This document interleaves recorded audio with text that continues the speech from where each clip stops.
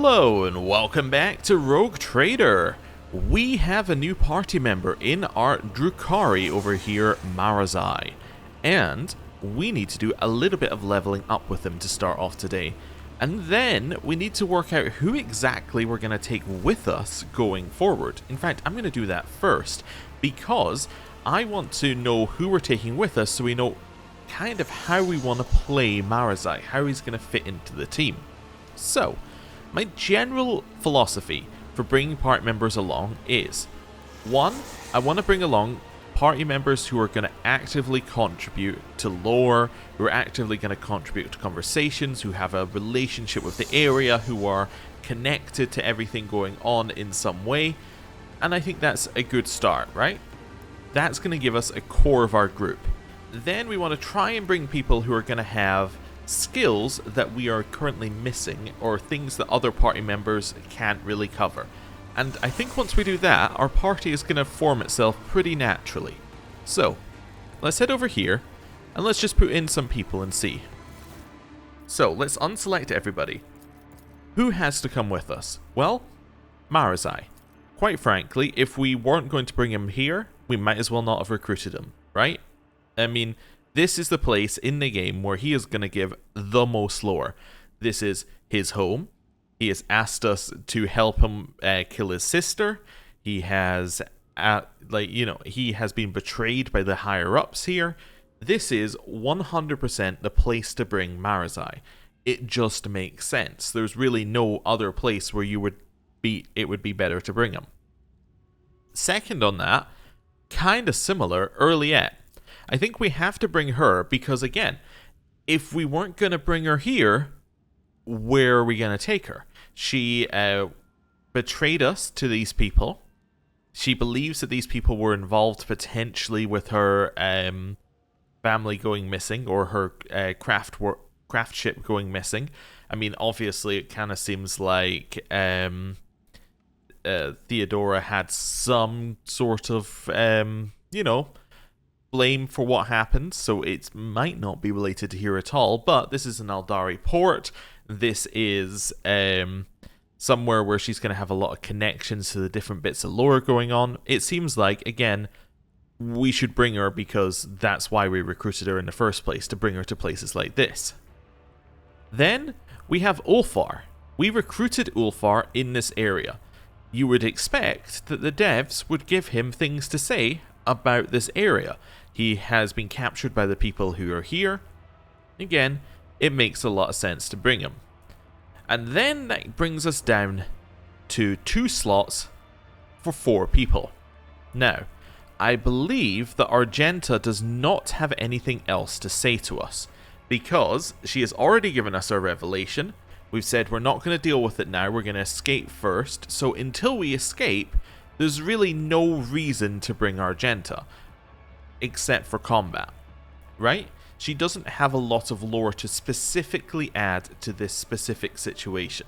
So I think that we have to discount Argenta. And that brings us down to 3. Now, here's where things get interesting, because I think that Jai has to be in our team, because she's the only person who can talk to other people. So she has to be in our team, right? She's the only person we have with a high fellowship value. And we know Marazhai doesn't have one, and he's not going to get one with the 6 levels we actually get to level him up with. So, that then leaves us with Abelard or Pascal. And that's a difficult choice. Obviously, Pascal and Abelard have nothing to add, lore-wise. I mean, they might have their odd quip here and there, but I think they're about equal in terms of the limited amount they'd add. So, we have Abelard, combat-wise, very useful. He's kind of a linchpin of a lot of what we do, and he basically carries a lot of fights. He's also somebody who's been in the party non-stop since we had him. Pascal, he's going to give us tech use. And that's pretty much it. He gives us tech use and understanding of tech. So, let me just have a look here. I just want to have a look at this, because also Abelard does give us a stat that nobody else has, I believe, as well, in that he has 120 carouse, which I guess the next best is going to be the 85 from Ulfar. what are you giving us? So you're giving us Medicae and Tech Use, 125, 138. So 95 is the best we got for Tech Use. You're obviously just useless in terms of stats. You're purely a combat character. You're not going to bring us any of that. You have reasonable Tech Use, actually. 92. That's not bad. That's reasonable Tech Use. I think between us, we might be able to cover Pascal's role, in which case we can afford to bring along Abelard. Yeah, I think that's what we're going to do. So our party... Oh, back to us. Our party is going to end up being something like... I'm just selecting them in the right order here. Something like this. Although reorganize them anyway. I think this is going to be our party. We leave Pascal and Argenta behind. That means that we have the two people who are of the race of people who run this place. Ulfar, who was kidnapped here. Jai, who can talk to people. And Abelard, who's just like our little support blanket. Okay, that gives us an idea. So we kind of have two bulky people here. So we really want Marazhai to be getting in the back and absolutely destroying people with his assassin abilities. Potentially actually using backline to give him the extra dodge each turn to increase his damage. Interesting. Because it does also give them 20% dodge reduction as well, which is usually not that important. However, his lethality can be used off of dodge reduction, although it will be used off of dodge because it's the higher of the two stats, but it's interesting. Okay, let's build him up. Let's build him up. Let's see what we got for him here. So immediately, let's have a look at the type. So, does he have the best weapons available? Or are we happy with the way that he's using his weapons? What would we think he's going to use? I would think he's mostly going to use this, right? If he's doing melee damage. I would not think he's going to use that. Actually, before we do this, let's see what he already has. That's probably an even better way to start here. What does he... and we'll do it through this, because this is going to be slightly easier. So he's a warrior into assassin. So he's going to be built... Or he's going to have a similar set of abilities to Heinrich's, minus the fact that Heinrich's is a psyker. So we got charge, then took athletics, endure, daring breach, which will be the default one. When the warrior takes damage, they gain dodge. Stacks up to 3 times and resets after a successful dodge. So, he's got a mechanic about him taking damage. In fact, does he not also have a special thing just for him about him taking damage? Shroud of Pain deals strength bonus, rending damage to Marazhai and he starts bleeding. While Marazhai is bleeding, he gains 3 resolve. Okay, so he can deal damage to himself, which will give him resolve. And then, if we go back to this, when he deals damage to himself, he gains 21% dodge. That 21% dodge goes into his lethality. You can see where things are starting to go from here. Rigorous training. The warrior becomes incredibly deft. Charge and slash do not end the warrior's movement and grant 18% dodge for 1 round after use. Again, this gives him more dodge. So if we start with a charge on a turn, so bleed, charge, that gives him the 21% from this, followed by 18% from this. So his lethality is going up. Then he's taking weapon skill. Okay.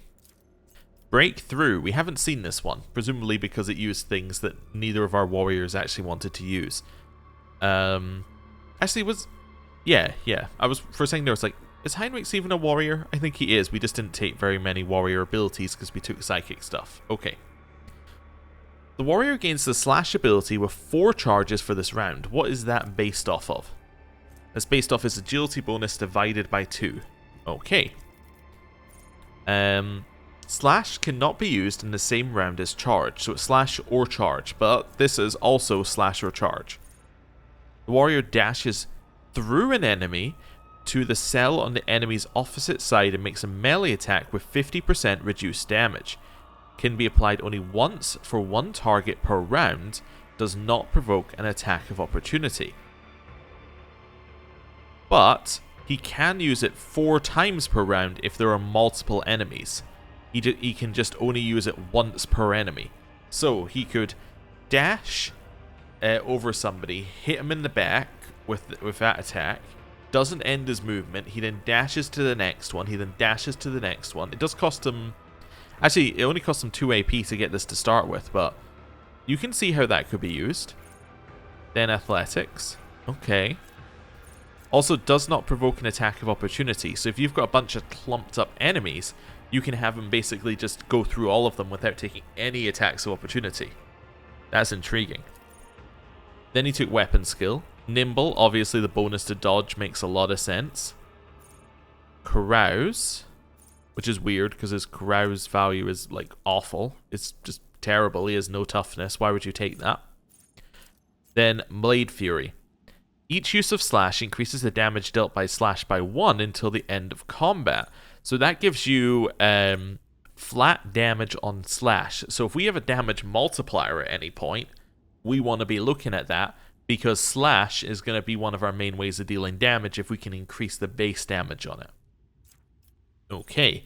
Also means that if we're going to be doing slash, right, and that's our main way of gaining extra damage through Blade Fury, the actual damage on our weapon doesn't matter that much, because we're gaining extra pluses by doing this.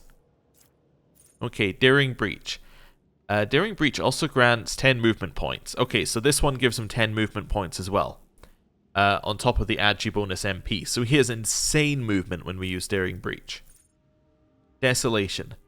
The warrior's melee attacks deal additional 8 damage to enemies that have no allies in adjacent cells. Okay, cool. Absolutely fine. Aim for the isolated one, kill him. Also, again, if we have any multipliers to damage, this goes really hard with that. And I assume this is an Agi bonus thing? Yeah, it's Agi bonus. Then we took Reckless Strike. Next melee attack gains 20% armor penetration, 8 damage, and ignores 18% of the target's parry.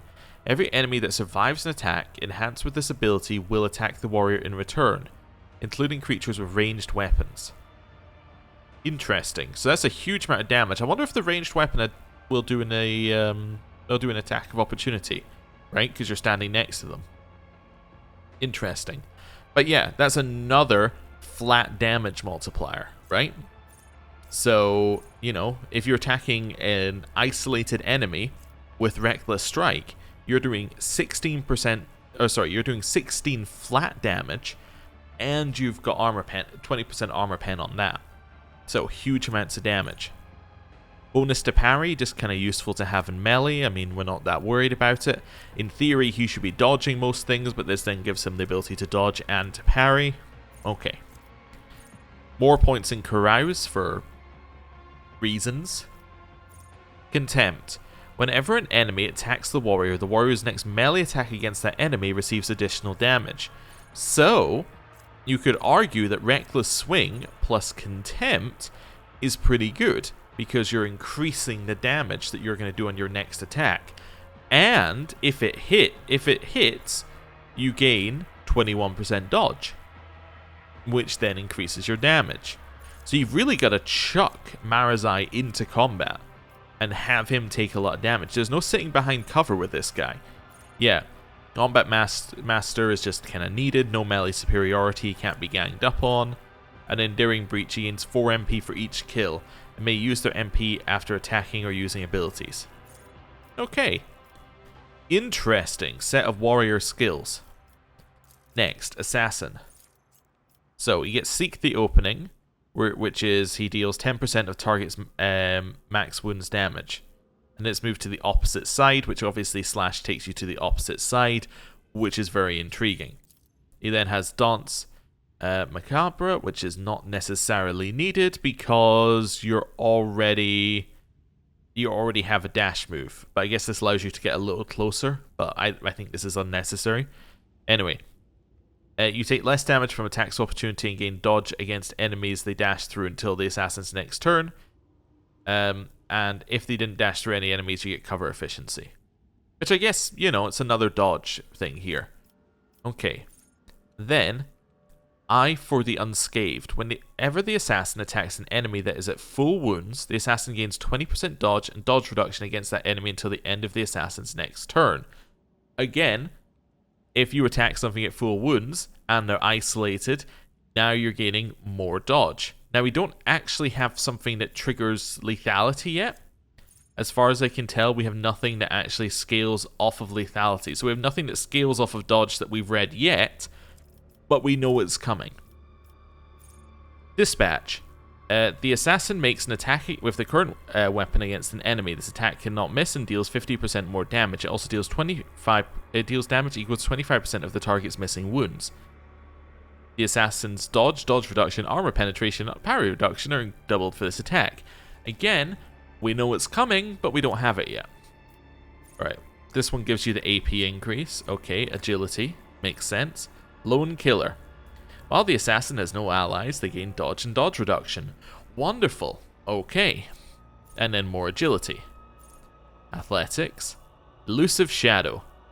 For 1 round, the assassin becomes the lowest priority target for enemy attacks and gains the elusive effect. Move through enemies. Gain agi bonus, dodge and dodge reduction. Deal 10% more damage and all half cover provides 50% cover efficiency. Okay.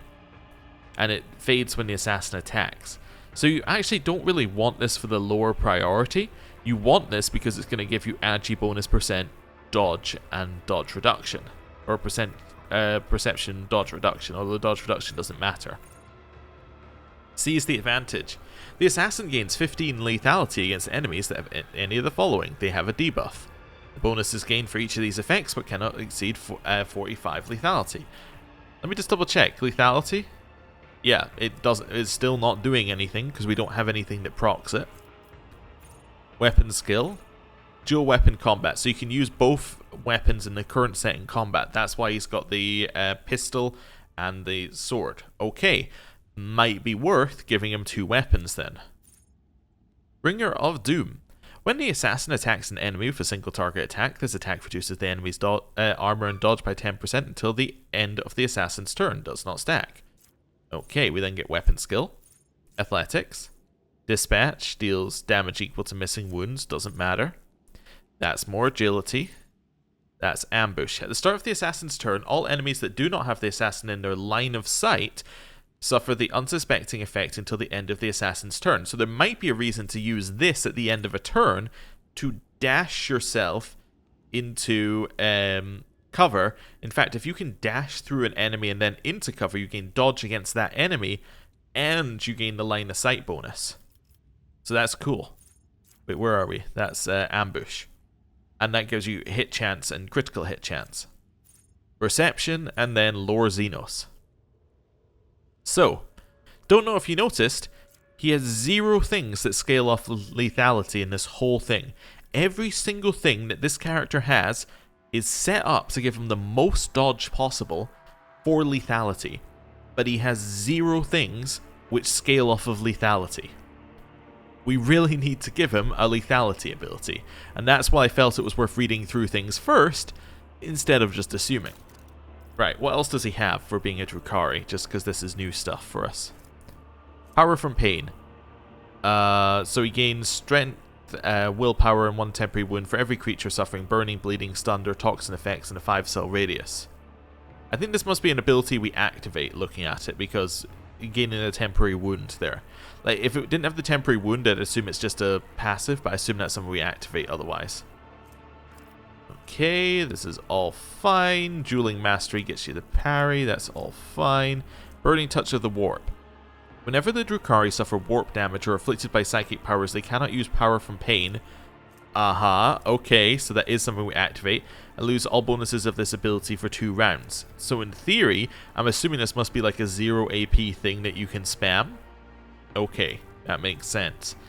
They additionally suffer 3 times willpower bonus, or negative 3 times willpower bonus to weapon skill and ballistic skill, and receive 10% maximum wounds from warp attacks and psychic powers. Don't bring them against the people who are using warp abilities, basically. And the rest of this is fine. Yeah.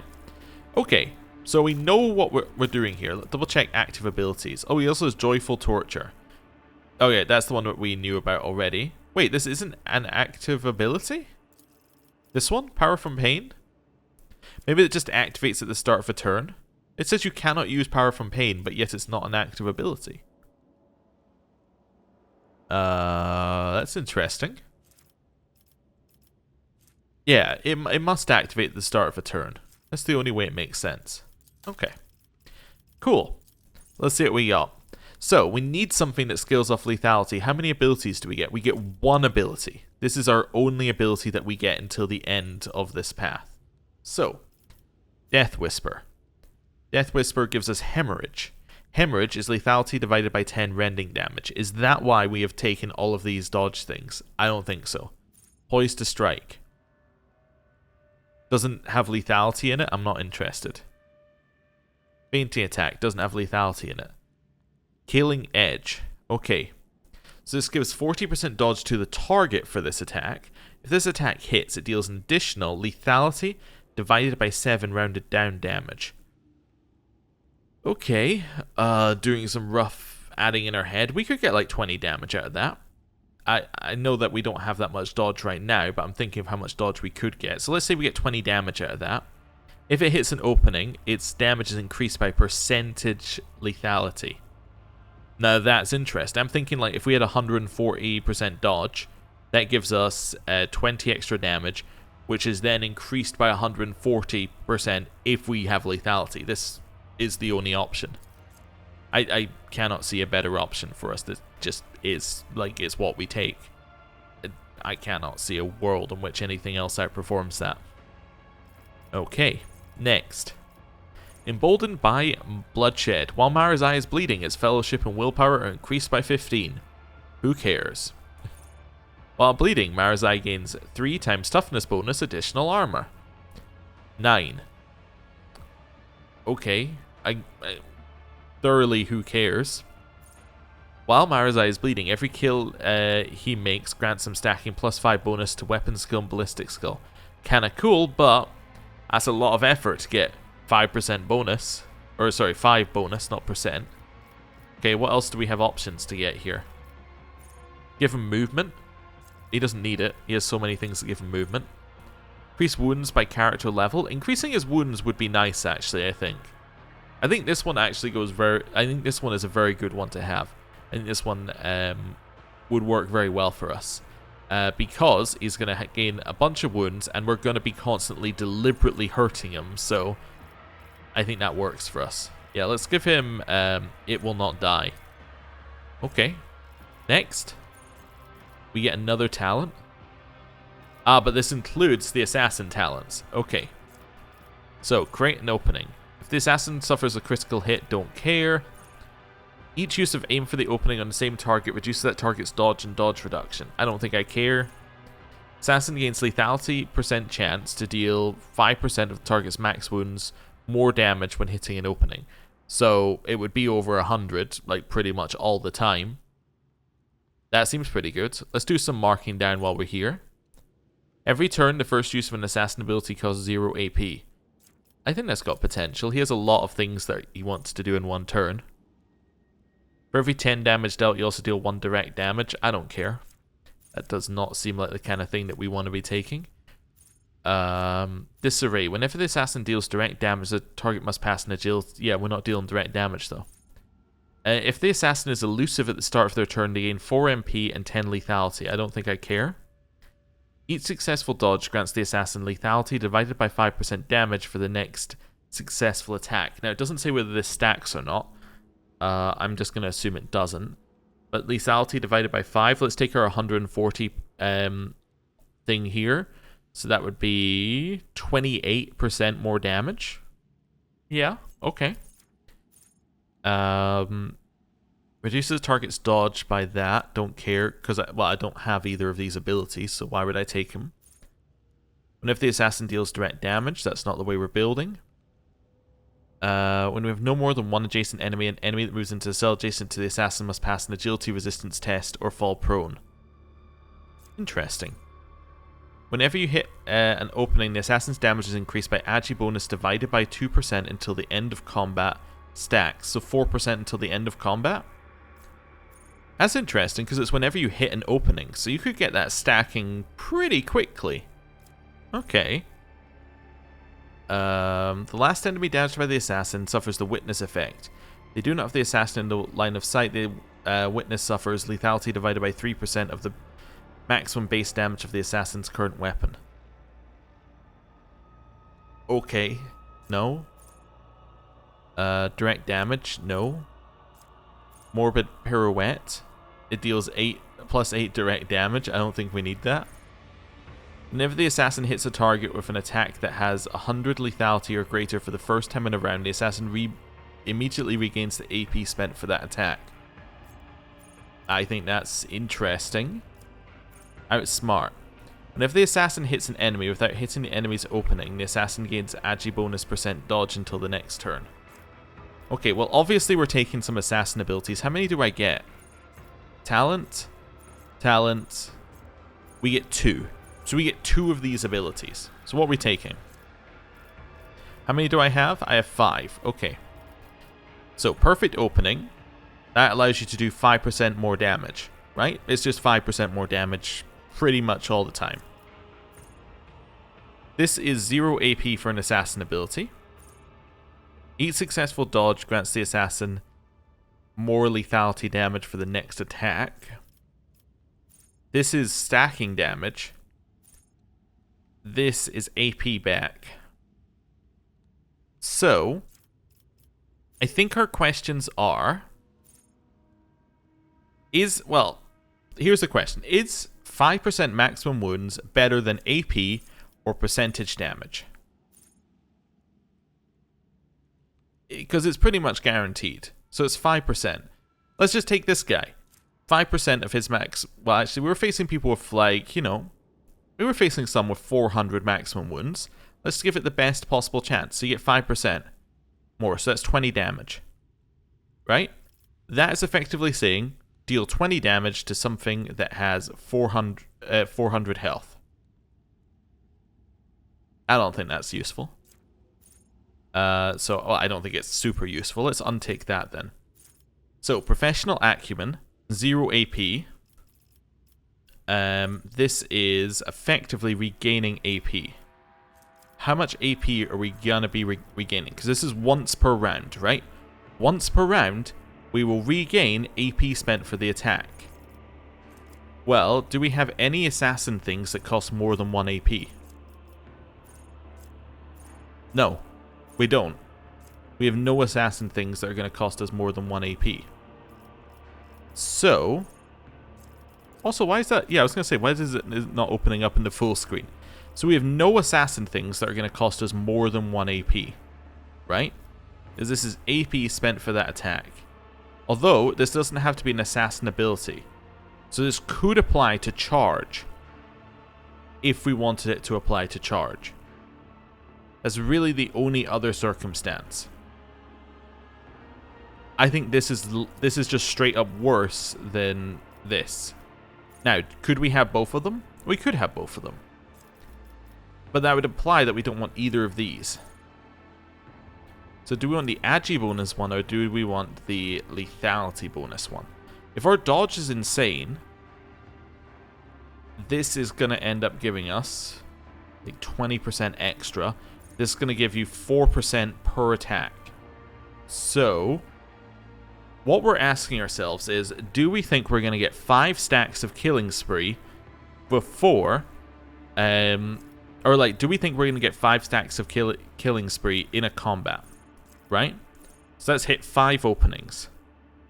Well, we get 4 stacks of that slash one, I suppose. I'm just thinking of it here. So, you've got attack,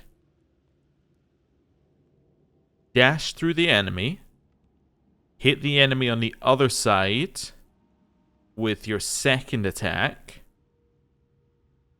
dash through the... Well, actually, it would be dash through the enemy first, because that would trigger the first opening, hit with your first attack, dash back through the enemy with dance, hit with your second attack, so that's 3 openings that you can hit immediately, dash back through with dance. Do we have another attack at that point? Or are we attacked out at that point? Are we 3 attacks and leave? I think we're 3 attacks and leave, right? Yeah, I don't think we have any ways of doing any more against a single target. If we had multiple targets, obviously we can dash through the second target. We could potentially use a heroic act. That would then give you an extra attack. So we could maybe get 4 against 1 target in a turn. You can then get 5 if you have 2 targets. I think Killing Spree outperforms this. So I think Killing Spree is higher than this. Now, do we think Professional Acumen is worth taking? Maybe. Maybe. Or do we take this and just go double damage?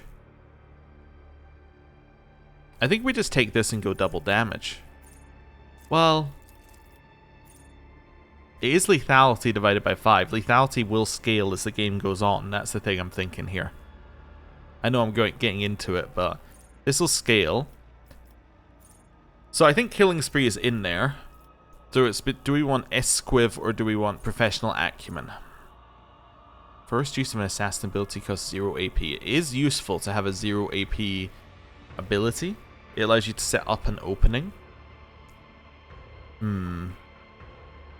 We can potentially give more AP though, via other characters doing things. I think I take this out. I think we go pure damage. Yeah, I think we go Killing Spree, Esquiv. I actually think that we want more damage, like just pure damage. Yeah, let's do that.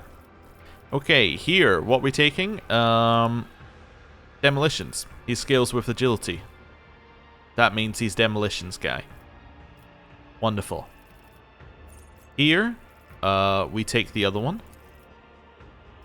Wait, we got another one? We got another one? Oh, we got 2 at this level? Wait, no, we get a characteristic at this level. Never mind. I was a little confused.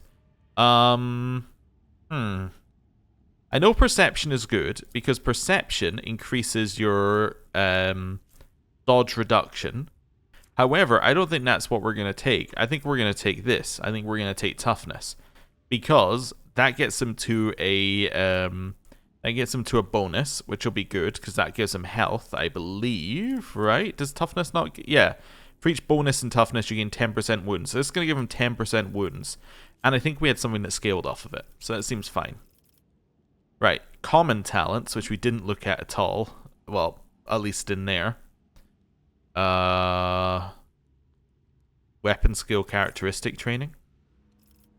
And then we get another thing in here. So, till the end of combat, whenever the assassin hits an opening, they deal lethality divided by 50, or they gain lethality divided by 15 rounded down temporary wounds. I think that sounds fantastic, actually. Yeah. I think that sounds incredible. Yeah, I think I'm happy with that. Right. Marazhai is built. Why does he have no extra... Did I not take... It will not... I took It Will Not Die. Increases wounds by half of character's level rounded up. Maybe it doesn't immediately reflect. Yeah, there we go. So now he's 88. So actually, if we're going to use 2 weapons in combat, can you please, like, have the weapon in your hand slot? I guess not. Okay. Then actually his Incubus Clave is not useful. Right. Is this a 2-handed? So these are that's 2-handed. This is a 1-handed weapon. Although I guess if you're going for a single hit, maybe this one makes more sense as a secondary. When it hits a bleeding enemy, it removes bleeding and inflicts toxin of the same power. The wielder gains 5 times bleeding power dodge until their next turn. Maybe that's good if we think we're not going to get multiple attacks in for whatever reason. I can see why you would take a pistol in your second hand. It allows you to trigger an opening somewhere else, potentially. If you think that you can't hit multiple enemies, it gives you a ranged option. Do we think that this one is better? Attacks against targets suffering from toxin apply the toxin effect with the same power to all enemies in a 2-cell radius of the target. That's interesting. I think just... I think as a pure thing, it is just better than the Venom Blade. Yeah, this is just better. Still doesn't actually line up for whatever reason. It was lining up earlier. Is this better? No. Well, unless Rending Strike is something we really need. Inflicts bleeding on the target. So you could potentially do something with this, maybe? Targets with the Glimmer Steel Blade inflict bleeding if the target fails a toughness resistance test. See, I am wondering, can I equip this in the second hand? I could, right. So I could do something like this, so inflict that, maybe hit this on the second turn, potentially. This blade deals agi bonus divided by 2 damage to targets for each common negative effect on them. That's interesting. So there is another world in what we do is we take this off, we then stick that on, and if we're still fighting the same target, we use the second weapon set. And we would maybe take, let's just put that in there for now. You would do something like that with your second weapon set. So you'd apply the debuffs, right? With Venomous Strike applies a debuff. Yeah. Then you would hit with Glimmer Steel. Then you would stab with this. Then you would stab with that, like on your next turn. Potentially. This would then be better than your secondary there, I think. Yeah, so you do that on second turn. Because they have negative effects on them. Yeah. There is a world in which pistol would be good, but I think that this gives us higher potential max damage. Right? So stab, stab, switch, stab, stab. Interesting. I think this could work. Obviously, it does cost more AP on your second attack, but I think that's fine. I was just thinking there, it costs you more AP on your second attack. I was wondering whether that AP recovery one would be good, but no, that was when you first hit an opening, so it would only make sense if you hit the second attack. You hit the first attack without an opening, then that would make more sense. Yeah. Okay. Now, do we actually think his armor is good? It provides a dodge penalty. Surely this is, well, this is just better. 15% dodge if the agility is more than 65. It is. This is just straight up better. Right? So now he has 145% dodge. And that was basically why I was calculating at 140%. Yeah. That is just straight up better for him. That is absurdly good. So now he has 145% base dodge. Each melee attack performed by the wearer increases their armor by agi % bonus until the start of their next turn. So again, if we're doing 4 attacks or 3 attacks a turn, you're actually gaining quite a lot of armor. When the wearer ends their turn, they remove burning, bleeding, and toxin from all adjacent allies. Then the wearer inflicts bleeding with a power of that much to all adjacent enemies. Okay. Interesting. Okay, accessories. We actually have quite a lot that you can equip. Let's just start at the top here. So head. Whenever the wearer successfully dodges or parries an incoming attack, they gain 10 momentum. That is probably his best one. But it does also look a bit naff. But oh, it doesn't apply? Oh, fantastic. Great. My only negative was that it would look bad. Now I don't care. Let's do back next, just because we happen to be here. I was just looking at this one. This set of chemical reagents increases the damage of all bleeding, burning, or toxin effects applied by the user by 2. I actually think this is I think this is actually a trap because we want to apply bleeding to ourselves. Yeah. Nope. Nope. Wait. Whenever am I reading the wrong one? These I was gonna say these are almost identical, except that this one gives you temporary wounds. It also removes the bleeding from himself. Does he have any benefit to keeping bleeding on him? I think he just has a benefit to applying damage, right? While he's bleeding, he gains 3 resolve. Yeah, so we want to keep bleeding on him, so we don't want to remove that. Okay, so we'll leave that where it is. That's fine. So I guess that means... yeah, so that doesn't remove it from himself. That's fine. Grants you 10% dodge. I actually think that's better. I think increasing your dodge is always going to be better here. Especially the way we're playing him. Each time the wearer dodges a melee attack, they gain 5 plus agi bonus % critical hit. We're not playing a critical hit build. We're just playing pure damage build. Right. Feet. Hot in the trail. Don't care.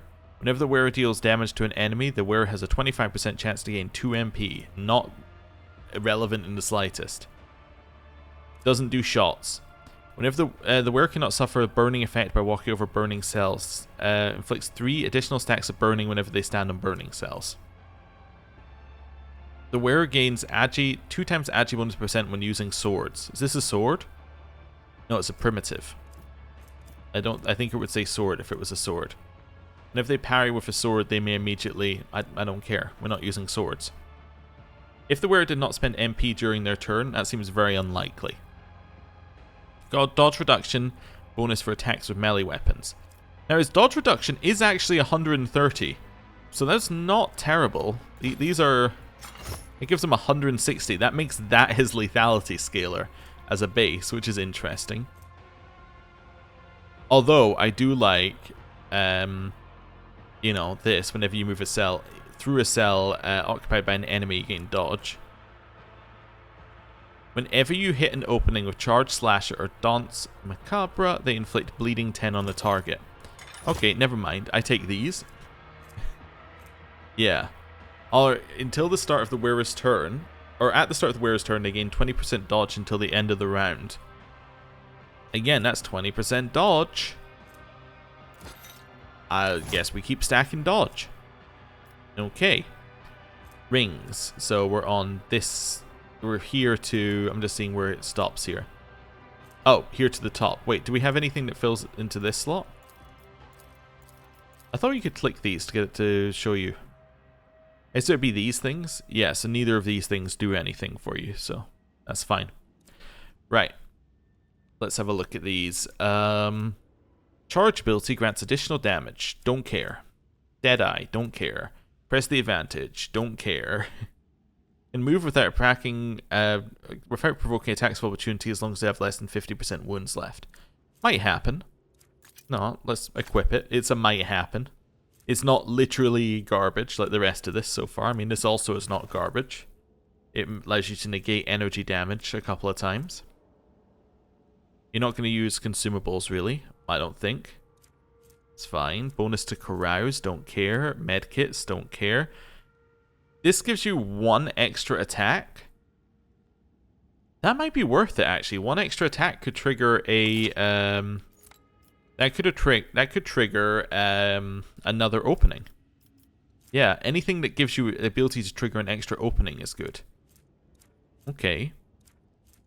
I think this is fine. Most of these are side. That might make Needle Ring actually good. Give him another couple things so he can trigger the openings as quickly as possible to gain the most damage possible. That's potentially good, and those can allow him to trigger openings at range as well. Yeah, I think we're happy with this. Yeah, I think we're absolutely happy with this. Great. Okay. That gives us Marazhai, and then he's got a bunch of things equipped, which, you know what, might as well just leave them equipped with them because, honestly, I don't use them anyway. Right. That seems good. I think he's well set up now. Okay. I know we spent a long time leveling up, but we can actually progress things slightly, so let's leave. So, let's take out Abelard. Oh no, Abelard's staying. There we go. That's who we're taking. That's fine. We'll get there. Okay. I think relatively we've made some good choices. I think that we're in a good spot. I think we have an incredibly strong new party member as well. I'm just thinking that combat generally is just over so quickly that that might be our biggest problem. I think we're actually looking something a little more like this. That's kind of what I'm looking at here. Yeah, that seems reasonable. Okay, resistance fighters. Rise to the this guy's top, still standing here going, I dust. can't believe that, you know, they just killed that guy. You know? Anyway. Don't think there's anything else in the center here, judging by the fact that nothing has changed. Right. I always keep my options all open. the way around. All the way around. do a little save, and let's go see the person that we need to see. Just to confirm. What? I pressed the journal button?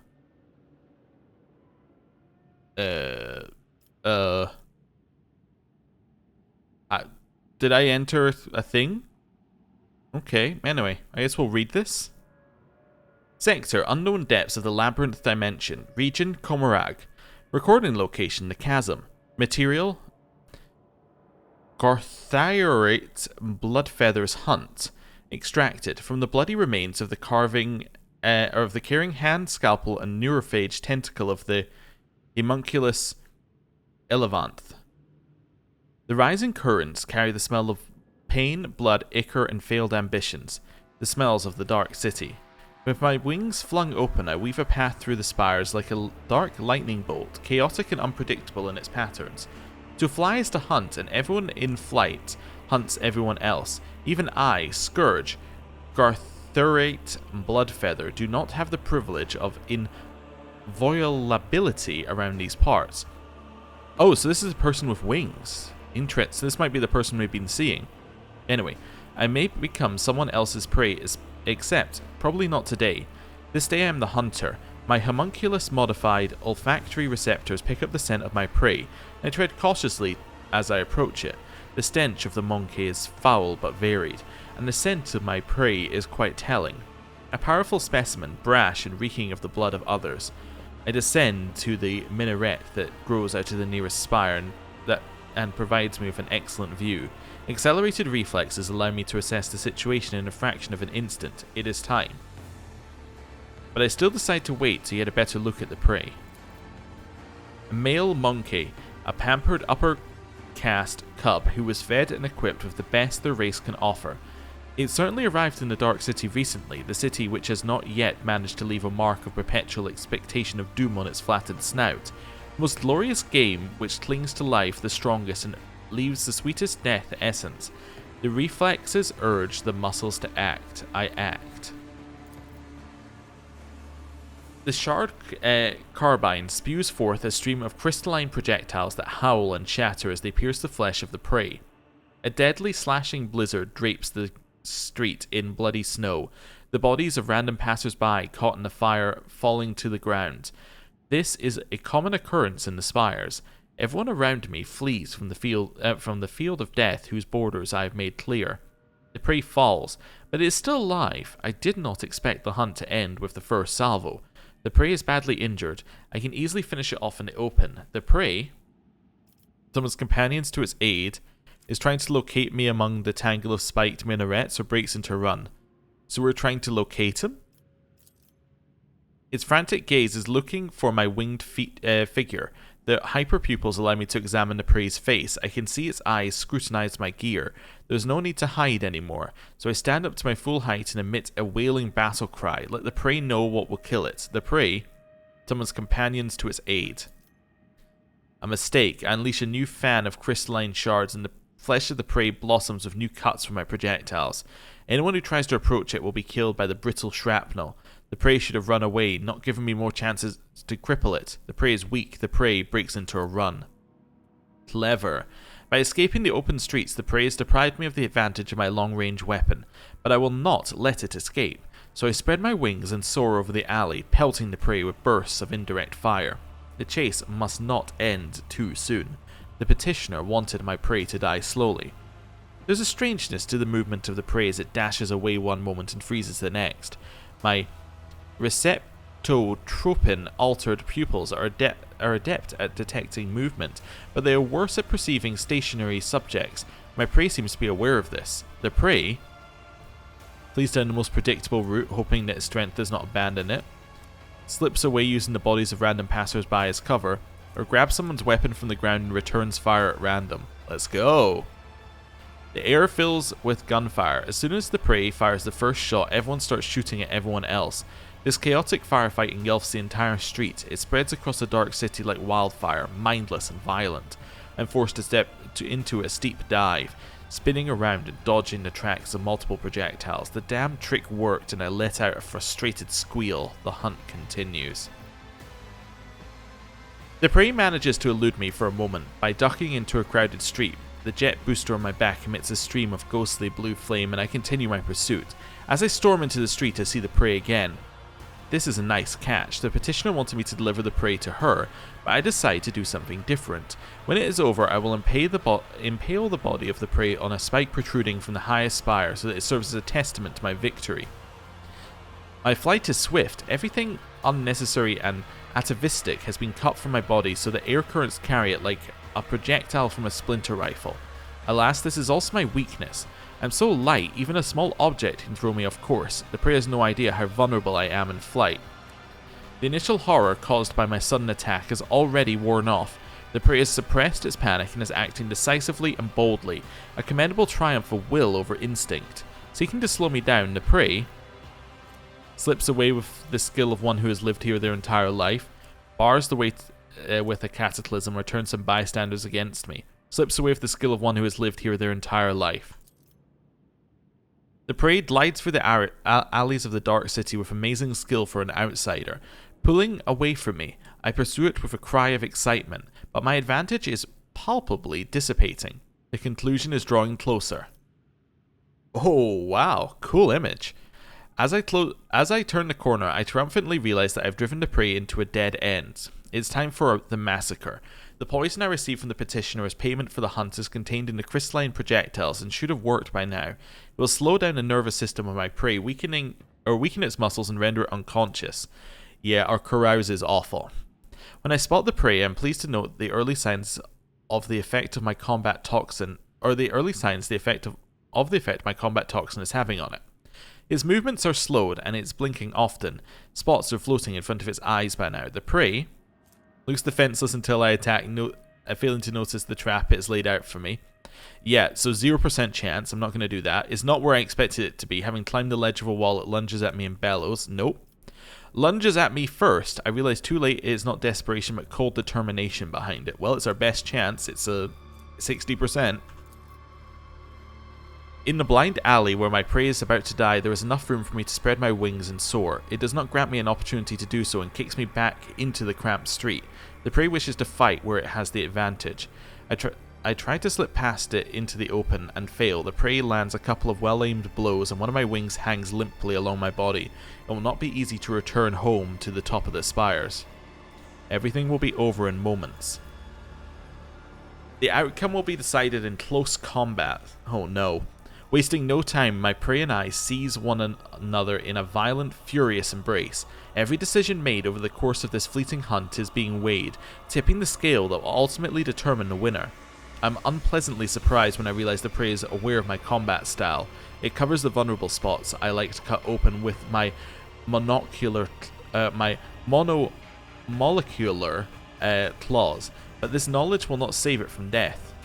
My embedded glands spew hyperadrenaline into my bloodstream, and my artificially grown muscles convulsively swell under the porous fabric of my ghost plate.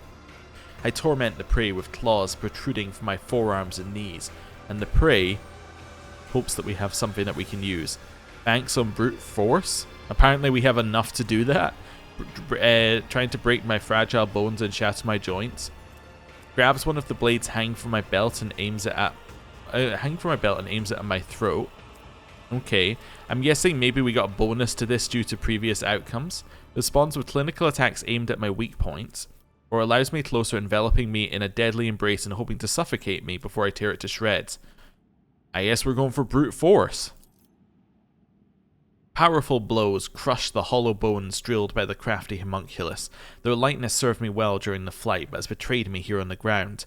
I lose my footing, my body going floppy like a rag, my strength waning. I reach out for the shard combine and shoot the prey right in the face at point-blank range.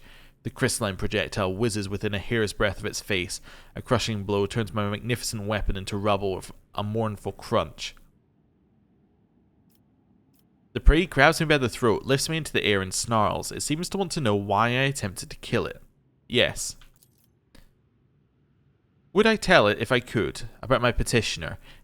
Koronus, the witch, about how insulted she was by the deaths of her fosterlings, the blood-stained proselytes in the arena at the hands of my prey, about how badly she wanted to spite the prey's master, the sour-tempered, homunculus Travantius, who arranged that insult.